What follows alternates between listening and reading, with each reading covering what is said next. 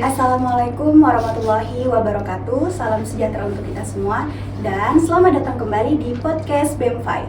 Nah, kali ini kita akan membahas pembahasan yang banyak orang mendefinisikan hal ini dengan sesuatu yang paling sulit dimengerti. Kira-kira apa ya?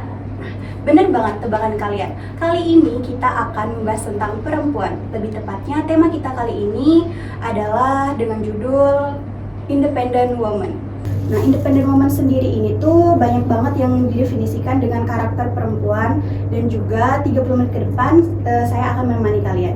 Dan lebih baiknya kita berkenalan dulu dengan narasumber cantik kita, yaitu ada Ibu Sulistina. Halo Ibu, selamat datang, dan apa kabar Ibu hari ini? Baik banget. Nah, mungkin Ibu bisa memperkenalkan diri dulu Ibu. Oke, terima kasih. Assalamualaikum warahmatullahi wabarakatuh. Waalaikumsalam warahmatullahi wabarakatuh. Selamat pagi, salam sejahtera untuk kita semua. Perkenalkan, saya Sulistina, dosen ilmu hukum di Universitas Nurul-Jati. Nah, kalau semisal kita membahas tentang perempuan, Ibu, menurut Ibu sendiri definisi dari independent woman itu apa sih?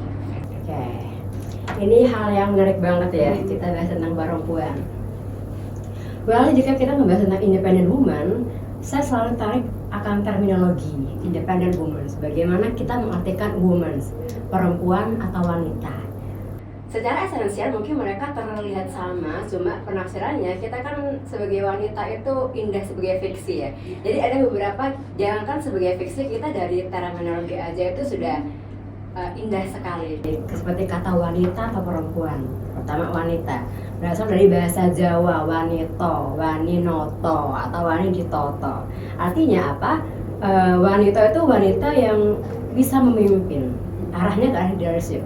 Sedangkan kalau kita membahas tentang perempuan, itu lebih mengacu pada hal-hal yang berbau magis, karena ada perempuan, ada kata empu di sana. Empu itu artinya tuan, berarti dia itu adalah perempuan yang bisa menguasai dirinya sendiri, berkuasa atas dirinya sendiri, seperti itu. Kalau kita membahas tentang perempuan atau wanita gitu ya. Tapi kalau lebih lebar lagi, kalau kita membahas tentang perempuan independent woman, perempuan mandiri atau wanita mandiri, itu suatu hal yang abstrak ya, karena banyak sekali membahas tentang wanita saja itu seperti antar semua wanita mungkin kita akan saling support, woman support woman. Tapi untuk beberapa kalangan, jika kita membahas tentang wanita itu seperti kayak yang menakutkan ya kan. Kalau wanita independen ini mereka nanti tidak sadar akan fitrah mereka ya kan. Biasanya kan kalau kita dari dulu kalau membahas tentang wanita itu kan fitrahnya di kasur, dapur, sumur ya kan, kalau bahasa Jawa. Atau kalau di dalam masa-masanya masa-masanya Hitler itu mereka tuh punya jargon, ada Kirden, Kurs, sama Kirche. Kirden itu anak-anak, wanita itu cuma urusannya tentang anak-anak, tentang Kurs, tentang gereja, atau tentang Kirche, tentang dapur aja gitu. Sama sih pandangannya, kalau wanita tuh yaudah pandangannya tentang anak, tentang dapur, kayak gitu-gitu aja. Tapi sekarang kita kalau membahas independent woman itu adalah wanita yang mampu untuk menentukan nasibnya sendiri ya kan. Dia yang punya prinsip, dia yang tidak bergantung pada orang lain. Ini di sini maksudnya tidak bergantung pada orang lain, bukan tidak butuh ya. Kita itu coba terminologi kenapa wanita independen itu kadang-kadang bersifat stigmanya negatif, karena mereka sulit membedakan antara wanita independen, mereka tidak mau merepotkan orang lain, atau wanita yang tidak butuh orang lain. Oke? Itu suatu hal yang sangat beda. Ketika kita sebagai wanita independen, yang mungkin ya ada di antara kita yang mendeklarasikan diri sebagai wanita independen, terus wanita independen itu mereka tidak mau merepotkan orang lain. Terus bukan berarti tidak butuh orang lain, karena mereka sadar sebagai manusia kayak student political lah, kita itu manusia yang butuh sama orang lain. Kita tetap paham atas prinsip itu, cuma wanita independen itu lebih ke jika mereka mampu untuk melakukan semuanya sendiri, maka mereka tidak akan merepotkan orang lain. Kayak gitu. Saya mengartikannya wanita independen itu seperti itu. Mereka mampu untuk melaksanakan semuanya sendiri, mereka punya prinsip, dan mereka tidak mau merepotkan orang lain. Kayak gitu. Nah, untuk sekarang kan sudah banyak nih pembahasan-pembahasan tentang perbedaan gender antara laki-laki dan perempuan kan Bu. Terus menurut Ibu sendiri itu seberapa penting sih kalau perempuan itu bekerja atau mencari nafkah sendiri? Itu kan banyak nih sekarang yang bilang perempuan tuh seharusnya nggak pantas nih buat kerja, mending perempuan itu lebih pantas di rumah saja. Itu seberapa penting sih Bu menurut Ibu tuh? Oke, itu satu pandangan yang perlu diluruskan ya. Ketika kita ngebahas tentang perempuan fitrahnya nggak usah kerja, nanti kalau mereka kerja nggak bisa diatur gitu kan. Padahal nggak seperti itu ya pandangan-pandangan tentang independent woman itu pandangan-pandangan yang lebih ke rada kiri-kiri banget lah gitu. Saya tuh sangat mendukung ketika wanita mencoba untuk berdiri dalam kakinya sendiri, mereka mampu. Kenapa wanita itu perlu untuk financial independent? Mereka itu perlu kestabilan ekonomi mereka masing-masing, karena ketika kita sudah mandiri atas perekonomian kita sendiri, kita tuh wanita itu biasanya akan mampu untuk menentukan nasibnya sendiri. Bukan berarti terus kita ketika mampu menentukan nasib sendiri terus kita itu lagi belagu nih sama cowok ya kan. Enggak butuh cowok, enggak juga. Itu hanya pandangan-pandangan yang woman bukan itu konsepnya. Ketika kita ingin independent, financial independent, artinya wanita itu tidak mau merepotkan pihak lelaki gitu. Jadi turut membantu aja, maksudnya mereka turut membantu agar mereka tuh tidak merepotkan pihak laki-laki kayak gitu. Saya mengartikannya independent woman kayak gitu. Nah, juga kan di sini banyak nih tokoh-tokoh di Indonesia, juga kan di London juga ada. Menurut Ibu sendiri siapa saja sih tokoh-tokoh di Indonesia yang mungkin bisa kita jadikan motivasi sebagai independent woman ini? Kita tuh kalau membahas tentang tokoh perempuan pasti sudah kenal dan sudah biasa dilaksanakan tiap tahun satu kali, tiap tanggal 21 April Kartini ya kan. Salah satu tokoh yang perlu kita apresiasi adalah Raden Ajeng Kartini. Gimana kenapa Raden Ajeng Kartini? Karena pada zamannya di masa itu kita bayangkan aja apa sih yang perlu dicontoh dari Raden Ajeng Kartini. Apakah kita sejauh ini kita memandang Raden Ajeng Kartini itu hanya simbol saja, simbol tahunan wanita yang berkebaya dan lain-lain. Itu kan kalau kita hanya menafsirkan Kartini seperti itu, kita hanya menafsirkan kulit-kulit luarnya aja ya kan. Kita coba menelaah nih waktu itu, di zaman itu apa sih yang membuat Raden Ajeng Kartini itu dikenal sampai sekarang. Oh ternyata pada zaman itu ketika pendidikan belum masif untuk masyarakat, Raden Ajeng Kartini sudah memperjuangkan pendidikan. Raden Ajeng Kartini sudah memperjuangkan emansipasi wanita. Raden Ajeng Kartini sudah memperjuangkan tentang kesetaraan antar manusia pada zamannya. Oleh karena itu kita nih kalau sebagai perempuan atau sebagai pemuda-pemudi nih, yang patut kita contoh dari Raden Ajeng Kartini adalah tentang pemikiran beliau. Bagaimana kita tuh harus punya progres, harus bisa membaca lingkungan kita sehingga kita tuh bisa bermanfaat bagi lingkungan kita. Jadi kita nggak boleh mengartikan Raden Ajeng Kartini sebatas simbol wanita berkebaya gitu kan, cuma pakai kebaya aja, tapi pemikiran kita jauh dari Raden Ajeng Kartini. Itu menurut saya sesuatu yang sangat disayangkan. Kalau Ibu sendiri nih ada nggak sih kayak motivatornya Ibu untuk menjalani ini kan, kayak seperti lebih kemandiri gitu? Ibu ada nggak sih tokohnya? Tokohnya ya itu, kalau di tokoh Indonesia saya mandangnya Raden Ajeng Kartini. Kalau tokoh wanita ya ini ya ke spesifikasinya. Kalau di Indonesia saya lebih memandangnya ke Raden Ajeng Kartini. Kalau tokoh Islam, tokoh perempuan Islam yang saya pandang mandiri independent woman itu adalah Sayyidina Khadijah ya kan. Kita lihat Sayyidina Khadijah waktu itu beliau independent woman. Kenapa? Karena beliau waktu itu berdagang, ya kan, berbisnis, financial independent kan. Setelah itu meskipun Sayyidina Khadijah berbisnis atau berdagang dengan kesibukannya, Sayyidina Khadijah juga tetap tidak melupakan fitrahnya sebagai istri kepada Rasulullah SAW. Jadi itu aja sih. Nah kita bahas nih ke pekerjaan perempuan nih kan. Sekarang kan banyak nih, apalagi semakin majunya perkembangan teknologi dan juga zaman kan, sekarang banyak pekerjaan yang menyediakan nggak bekerja secara langsung gitu kan, bisa di online gitu kan, seperti freelance mungkin, atau enggak kita bisa berjualan online, itu kan termasuk pekerjaan juga. Nah itu menurut Ibu sendiri, kita sebagai perempuan nih, apalagi di kalangan remaja nih, itu tuh penting nggak sih gitu? Maksudnya bener nggak sih kalau misal kita ngambil pekerjaan dan juga kita masih sebagai seorang mahasiswa? Itu kita memandang sudut pandang kita memandang e-commerce ya. Iya. Itu suatu hal yang menurut saya peluang bagi para pemuda, peluang juga bagi kita para wanita. Kenapa peluang? Peluang sekaligus tantangan. Kita tuh biasanya dulu nih mungkin sebelum ada pekerjaan-pekerjaan yang online harus ke kantor dan lain-lain ya kan. Ketika kita sudah sekarang zaman-zaman pekerjaan online itu malah lebih nyaman bagi perempuan ketika perempuan seumpama kita merasa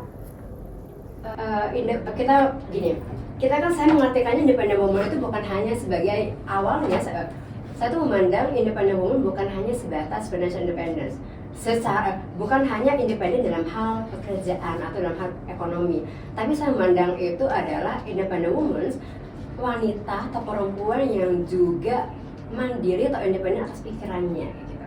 Nah, ada beberapa wanita yang saya pandang dia mandiri atau independen atas pikirannya.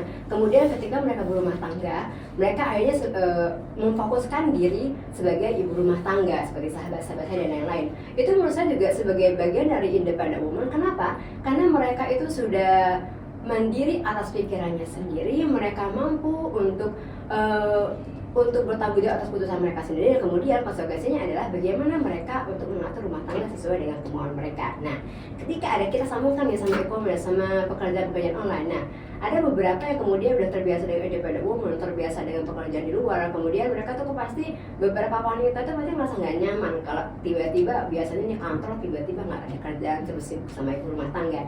Nah, peluangnya adalah salah satunya menjalani pekerjaan yang online itu juga sebagai support nih bagi kita sebagai independent woman. Saya mandiri secara ekonomi ternyata nggak saya kantor, saya juga punya peluang lain nih agar saya bermandiri dalam perekonomian. Berarti saya juga harus menjalankan pekerjaan-pekerjaan yang via online kayak gitu ya kan. Itu kan juga beberapa juga tidak akan mengganggu aktivitas mereka sebagai ibu rumah tangga karena menjalankannya tetap di rumah kayak gitu. Jadi saya mendukung hal itu sebagai peluang sekaligus tantangan bagi para wanita pada khususnya. Ya benar banget, independent woman juga ini kan identik sama perempuan yang berdiri sendiri. Maksudnya itu lebih ke dia mandiri dalam melakukan segala hal, tapi bukan berarti independent woman ini nggak membutuhkan orang lain, begitu ya Bu ya. Jadi perbedaan antara tidak membutuhkan orang lain atau berdiri sendiri itu gimana Bu ya kalau menurut Ibu? Gitu. Oke, kita coba bedah konsepnya ya, wanita yang mencoba untuk yang wanita independen, wanita mandiri yang berdiri sendiri dan bukan tidak butuh, tapi tidak mau merepotkan orang lain ya kan. Wanita independen tetap sama konsep mereka tahu mereka homo sapiens, mereka Zunus politicus, mereka itu makhluk sosial gitu. Terus kenapa mereka tuh nggak mau merepotkan orang lain? Karena sejauh yang mereka pikir, sejauh yang mereka rasa, mereka tuh mampu melakukan semuanya sendiri gitu. Jadi mereka itu tidak, eksistensialisnya mereka itu tidak digantungkan pada orang lain. Mereka sadar bahwasanya kalau Descartes itu mengatakan bahwasanya ego sum ego exister. Saya ada maka saya eksis gitu. Tapi sebagai wanita independen kemudian juga selain hal-hal kayak gitu juga dia harus mengenal konsep cogito ergo sum, saya berpikir maka saya ada. Jadi wanita itu bukan cuma hanya eksis dengan diri dia sendiri, saya wanita nih, saya independen, no. Dia itu juga harus tahu, dia juga harus punya prinsip, bisa berpikir, memiliki ilmu. Kemudian dari ilmu, dari prinsip tersebut dia tuh kan punya prinsip-prinsip dasar atas dirinya sendiri untuk bisa bertanggung jawab atas dirinya sendiri, untuk bisa mengambil keputusan yang lebih baik lah, lebih benar atau lebih bijaksana nanti gitu. Jadi bukanlah betul ya, cuma lebih tidak ingin merepotkan orang lain sejauh yang mereka bisa gitu. Nah, independent woman ini kan kayak tadi Ibu katakan lebih tidak ingin merepotkan orang lain nih. Terus berarti kan kalau misal independen ini yang tidak ingin merepotkan orang lain, biasanya nih Bu ya, ini tuh tidak membutuhkan laki-laki, banyak kan Bu yang kayak gitu kan. Jadinya ini tuh bisa mengaitkan dengan pasangan, ya nggak sih Bu ya kan? Jadi kita ngerasa kita ini nanti nggak mau nikah gitu kan. Benar banget. Soalnya kan udah nyaman nih kan sama ini. Kita udah bisa apa sendiri kan, jadi udah nyaman. Jadi menurut Ibu itu suatu masalah nggak sih Bu kalau sebagai independent woman? Soalnya kan udah nyaman nih kan Di sendiri ya gitu. kemampuan. Kalau saya memandangnya itu sebagai salah satu stigma negatif dari masyarakat sebenarnya ya kan. Ketika melihat independent woman, oh dia tuh nggak mau nih punya pasangan, dia tuh nggak butuh pasangan. Padahal ketika kita lihat nih orang-orang yang mungkin kita tahu dia independent woman, contohnya nih para artis kayak Maudy Ayunda ya kan, kayak Najwa Shihab, kita memandang mereka independent woman, tapi realitanya gimana ketika mereka punya pasangan? Bahkan mereka tuh bilang mereka kan bucin kan sama pasangannya ya kan. Ini ketika independent woman itu bukannya nggak butuh laki-laki, hanya saja mereka ketika mereka sudah berdiri karir, mereka sudah paham tentang apa yang mereka butuhkan, mereka sudah paham tentang eksistensialisme diri mereka sendiri, mereka tahu apa yang mereka mau. Jadi lebih ke memilih lelaki itu sudah terkonsep nih, oh jadi lelaki yang harus pasangan yang harus menemani saya, pasangan yang harus turut menyempurnakan saya itu seperti ini gitu. Jadi nggak sembarang aja, bukan nggak mau, tapi nggak sembarang kayak gitu. Tidak semua lelaki juga mampu untuk untuk menerima vibrasi, menerima aura-aura daripada independent woman itu. Dan juga seberapa penting sih Bu, kalau independent woman kan pasti udah bisa kerja sendiri, udah bisa ngelakuin banyak hal nih kan. Dan juga kalau misal kita nyari pasangan nih, menurut Ibu penting nggak kalau pasangan kita ini tuh yang setara sama kita atau di atas misalnya, atau perlu nggak sih atau penting nggak sih kalau pasangan kita tuh di bawah kita gitu? Contohnya pasangan kita nggak kerja, kita kerja, itu gimana tuh Bu? Kalau dirasionalkan ya, kalau di logika kan pasti penting banget ya. Setidaknya kita itu sebagai, nggak usah jadi independent woman, sebagai wanita saja lah, tidak tanpa perlu mendeklarasikan diri sebagai independent woman. Sebagai wanita kita pasti mencari pasangan yang setidaknya setara ya kan. Biasanya kalau dalam bahasa anak muda sekarang yang sekufu ya guys, yang sekufu secara pikiran, entah sekufu secara pendidikan, sekufu secara background keluarga dan lain-lain kan. Ya itu menurut saya sebagai wanita tanpa harus mendeklarasikan independent woman ya, mencari pasangan memang butuh pasangan yang setara. Karena apa? Ketika kita secara pengalaman pribadi ya, ketika kita memiliki pasangan yang mungkin di bawah kita, anggap saja mereka tuh biasanya pihak lelaki pun biasanya insecure. Mereka tuh terlalu overthinking, oh ini bla bla bla, ini bla bla, dia akan mengatur itu, padahal nggak kayak gitu. Ketika independen mungkin nih, ketika wanita itu mencoba untuk lebih mengedepankan perasaannya, kadang-kadang mereka tuh nggak setara pun ya diterima aja gitu. Jadi ketika kita mencoba untuk menjadi wanita independen, kita itu lebih ke selektif untuk memilih pasangan agar apa, nanti setidaknya ketika pasangan kita setara atau di atas kita, bahan-bahan yang kita obrolkan pun akan sama, akan lebih nyaman, akan lebih setara.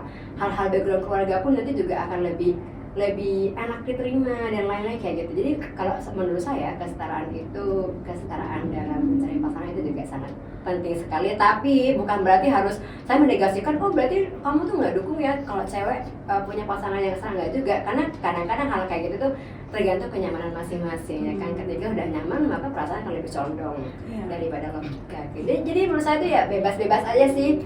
Tapi akan lebih baiknya mungkin yang setara aja, karena yang biasanya pasangan cowok yang nggak secure. Apalagi kan sekarang banyak nih remaja-remaja yang bucin banget sampai rela nih ngorbanin banyak hal untuk pasangannya kan. Padahal itu tuh salah satu hal yang sangat penting banget Bu, yang harus dijaga gitu kan Bu, apalagi kita sebagai perempuan. Dan khususnya saya nih kan mahasiswa gitu kan Bu, yang mungkin masih labil dalam mutusin banyak hal gitu. Mungkin untuk Ibu nih yang mungkin lebih banyak pengalamannya gitu kan dalam memilih pasangan itu, kita tuh pentingnya itu kalau semisal berhubungan nih, dalam memiliki hubungan itu seperti apa sih Bu kalau semisal ininya? Jadi tips and trick ini ya, bisa jadi ya. Secara general kalau saya itu ketika memilih tentang pasangan itu tadi udah disebutkan kalau sekufu ya. Tapi kalau secara karakteristik kita harus memilih pasangan yang setidaknya mampu untuk menerima kita, mampu untuk menerima kekurangan, bukan cuma kelebihan kita, tapi juga kekurangan kita, mampu untuk mengisi satu kekurangan satu sama lain, mampu untuk menjaga komitmen kita. Ya kuncinya gimana? Kuncinya kita kalau mau berpasangan ya Kalau di umur mahasiswa masih mikirnya kan tentang ini sih, tentang cinta-cinta dulu ya, tentang perasaan yang di kedepan. Tapi kalau di umur saya itu lebih ke di logikain dulu, dipikirin lebih selektif kayak gitu. Iya. Untuk ibu sendiri agak lebih sehat. Iya, benar banget. Kalau hubungan yang nggak sehat itu kan kadang yang ngorbanin banyak hal tuh kan, bahkan waktunya sepenuhnya waktu 24 jam, 24/7 lah kalau remaja-remaja sekarang bilang untuk pasangannya gitu kan.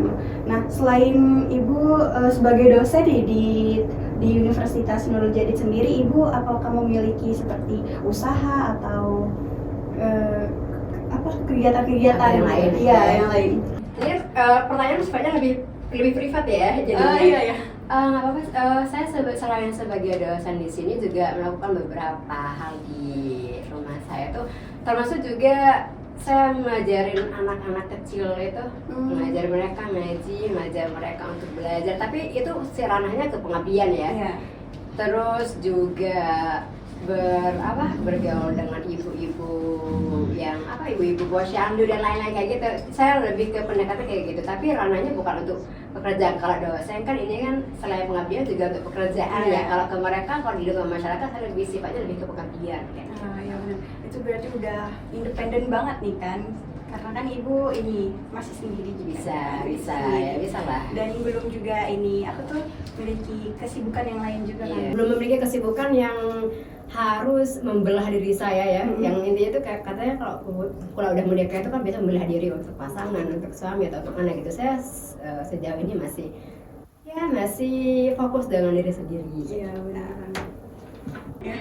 Nah, untuk ibu sendiri ada nggak sih rencana ke depannya bakal ngelakuin apa gitu Bu, untuk semisal masalah kerjaan gitu, apalagi kan ini kita kan sebagai independent woman Bu ya, ibu punya rencana-rencana tertentu nggak Bu untuk ke depan?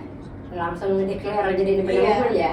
Nah, saya secara pribadi itu sebenarnya tidak pernah mendeklarasikan diri sebagai independent woman. So, saya juga nggak peduli bagaimana pandangan orang lain pun apakah memandang saya independent woman atau enggak. Tapi kalau masalah tentang anggap aja kegiatan ke depan ya kan, rencana ke depan yang lain itu, saya sejauh ini untuk mendukung hal-hal yang bersifat akademis pada diri saya tuh insya Allah sih akan nulis jurnal dan lain-lain kayak gitu. Kita lebih mendukung saya sebagai dosen, mendukung keilmuan saya juga nantinya kayak gitu. Lebih ke arahnya lebih ke sifat akademis sih. Dan mungkin dari ibu sendiri ada tipsnya untuk kita nih para remaja untuk menjadi independent woman mungkin? Agar mungkin lebih ke, kalau minta tips itu biasanya lebih agar terlihat sebagai independen ya. Padahal kita nih kalau sekarang ngekos ya kan udah sendiri apa-apa, jadi udah bisa dibilang independent woman loh, karena udah melakukan semuanya sendiri ya kan. Anak pondok, anak santri juga bisa dikatakan independen karena mereka sudah terbiasa melakukan pekerjaan sehari-hari sendiri gitu. Tips and triknya untuk lebih maksimal menjadi seorang wanita yang mandiri itu menurut saya satu, mereka tuh harus punya komitmen yang baik. Mereka tuh harus berprinsip. Bagaimana cara berprinsip? Yaitu mereka tuh harus sering belajar bukan harus baca buku dan lain-lain kan. Belajar itu lebih ke kita belajar, kita membaca, bukan membaca buku aja, tapi membaca lingkungan kita, membaca sekitar kita seperti apa kayak gitu. Dan yang ketiga juga harus mampu bertanggung jawab. Wanita itu setiap apapun yang mereka lakukan, tentang keputusan apapun yang mereka lakukan, mereka harus mampu bertanggung jawab atas keputusan mereka masing-masing kayak gitu. Saya tips and triknya untuk kita lebih lebih memaksimalkan potensi kita menjadi independent woman. Mungkin itu dari teman-teman tips dan triknya nih dari Ibu Sulistina untuk menjadi independent woman. Nah, di sini kita dapat nyimpulin bahwa seorang remaja itu harus memiliki karakter yang kuat ya, dan juga kita harus memiliki kemandirian sendiri, dan juga independent woman ini bisa diartikan sebagai wanita yang memiliki karakter responsible, confident, dan juga reliable. Dari pembahasan kita hari ini nih tentang independent woman, mungkin kita udah ngebahas banyak hal tentang wanita nih, dan juga nggak kerasa ya Bu, udah beberapa menit nih pembahasan kita hari ini. Dan mungkin untuk teman-teman jangan dilupa ya untuk pesan dan triknya dari Ibu. Kurang lebihnya mohon maaf. Wassalamualaikum warahmatullahi wabarakatuh. Audio Jungle.